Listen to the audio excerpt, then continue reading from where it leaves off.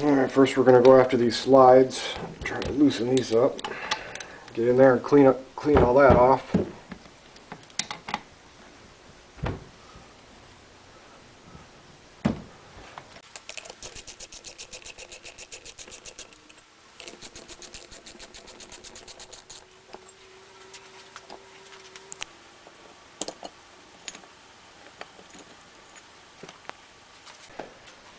Alright, first thing we're going to want to do is take out these slides, take the boots off. I like to take a towel, try to wipe the inside of them as best as you can. Get the dirt and grime out of there. Wipe the slider pins, get all the old grease off there. And try to clean out those housings as good as I can. A little bit of brake clean, a couple Q-tips. Really get all the old dirt and grease out of there as best as you can.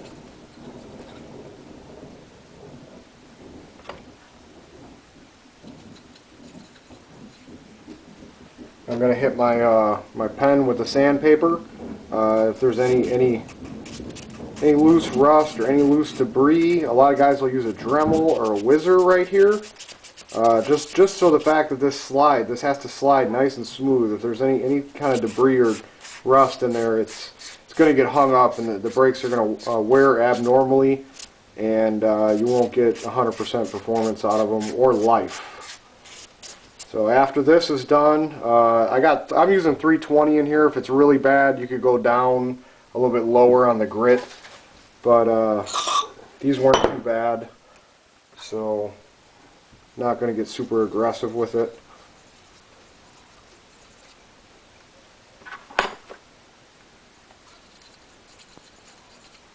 I'm also going to hit this boot a little bit and the pin.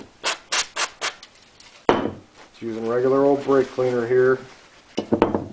Got inside the boot, cleaning that off.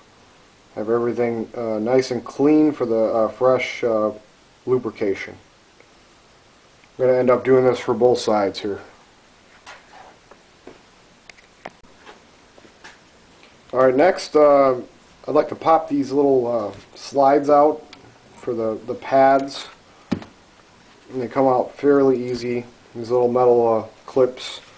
And one thing I've noticed on the internet is on YouTube, the people that are do-it-yourself, do your brakes at home or whatever, nobody addresses these clips.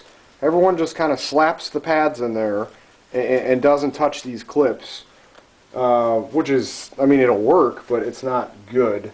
You know, these things should be cleaned off, rust-free. If they have rust on them, you got to sand them down. You got a lot of mechanics will use a Whizzer or a Dremel. In my case, mine weren't bad, so I just used a little sandpaper. You kind of see the sanding marks. I cleaned them off in between takes here on the video, but they got to be clean and smooth. I pop them right back in there and then re-lubricate. The brakes have to be able to slide freely in there. It'll make your brakes last a lot longer, and it's just the way it should be done, really.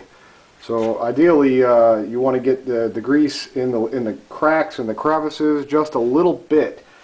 Too much grease in these spots is actually a bad thing. So very light coating on those little brackets there.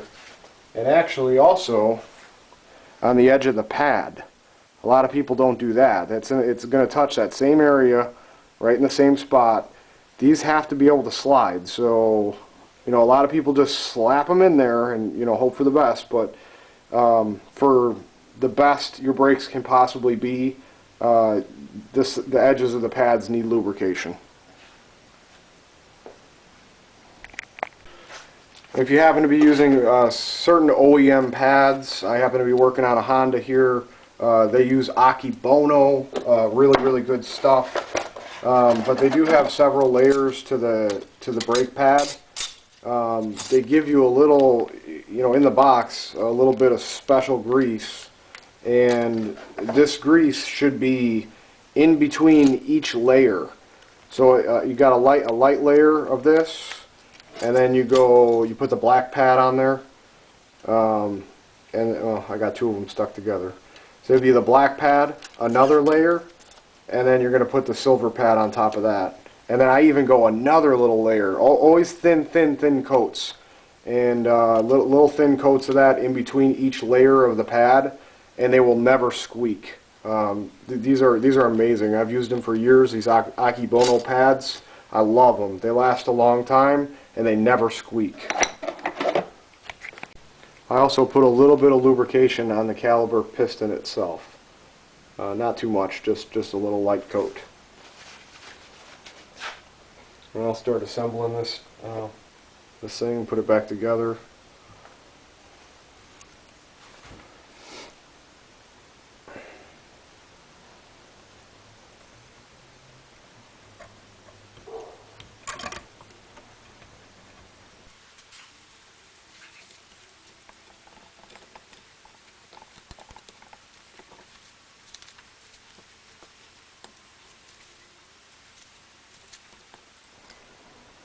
Okay, before I put that together, another spot I like to lubricate is right in here.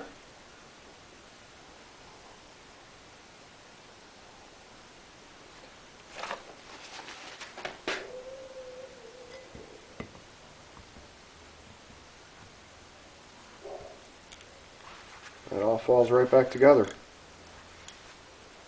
Go ahead and put the slider bolts back in. Go ahead and tighten these slider bolts back up. Make it one piece again. Obviously, since I disconnected the brake line, I will have to bleed the brakes, which is okay. Just wanted to be sure this was done right, and I brought it, normally I do this on the car, I just brought it to the bench for the purpose of the video. That, and actually I had it apart to paint all this stuff, which was a long process in itself, cleaning, primering, and painting, but it turned out pretty decent.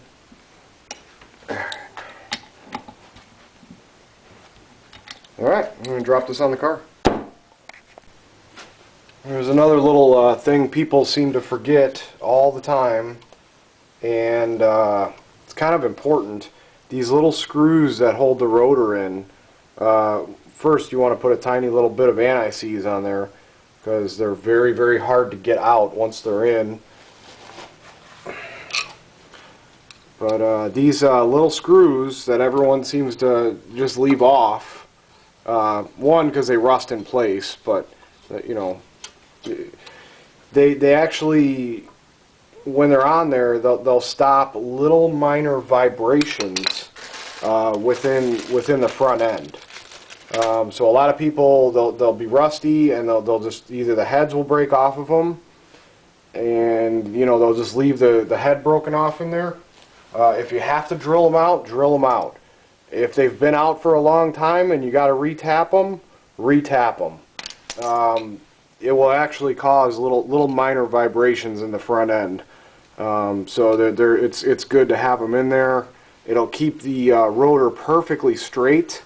It doesn't have the ability. I know the rim will pinch it, tight, but they're there for a reason from the factory, and people just tend to leave them out, and they shouldn't be out. They got to be in there. Will they work without it? Yes, but it's just another one of those little steps that I see people skipping quite frequently. It's just not 100% right unless these little screws are in place. I got a little impact screwdriver, just tighten them up. Snug them up that way. Rotor's on. That'll also make it very easy to get the caliper and the caliper bracket in place. You're not fighting the rotor, so it's just good little precaution to have those screws in there. Let's get this caliper back on here.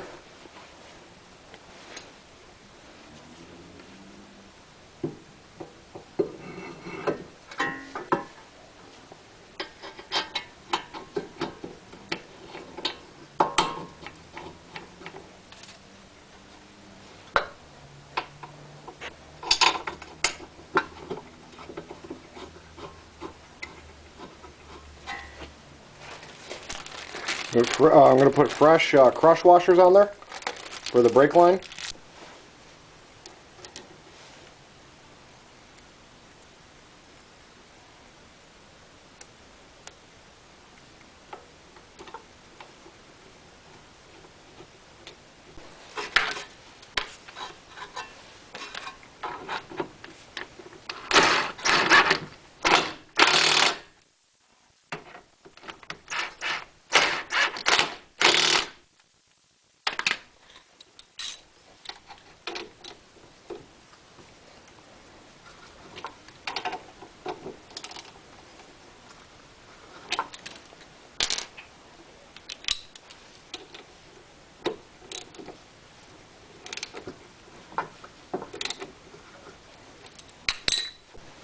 Alright, we're all bolted up, tightened down, ready to use a little brake cleaner on the rotor here, get off any last little grease, anything that's fingerprints that's been left, and just wipe everything down real nice. This should outperform any OEM rotors, and with the correct lubrication points I went over in the video and the rotor screwed down, this should perform very, very nicely. No squeaks, no premature wearing.